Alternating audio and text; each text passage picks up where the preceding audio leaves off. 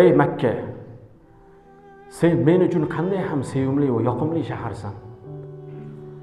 Agar qavmim mana shu shahardan, mana shu yashab turgan Makkadan chiqarmaganida, majbur bo'lmaganimda sandan boshqa joyda yashamasdim deb payg'ambar sollallohu alayhi vasallam o'sha Makkadan ta'zih kuchayib ketgan, zulm, istibdod kuchaygan paytda o'sha Makkadan Madinaga hijrat qilishlikka majbur bo'lgan paytlarda majburligidan mana shu gapni aytganlar.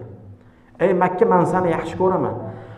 Agar men sendan chiqib ketishlikni majbur bo'lmaganimda, men sendan boshqa joyda yashamagan bo'lardim.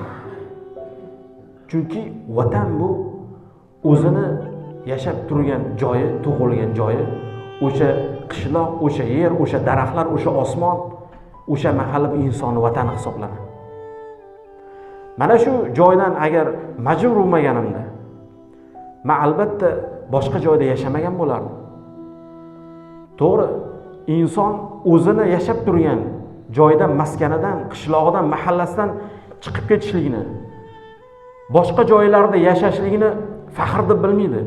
Lekin inson ba'zi holatlarda majbur bo'lib qolar ekan. U vatandan chiqib ketishlik u vatanini yomon bo'lganligi uchun emas, o'sha kinnik qoni to'kilgan o'sha qishlog'i, mahallasi, o'sha maskani yomon bo'lganligi uchun emas.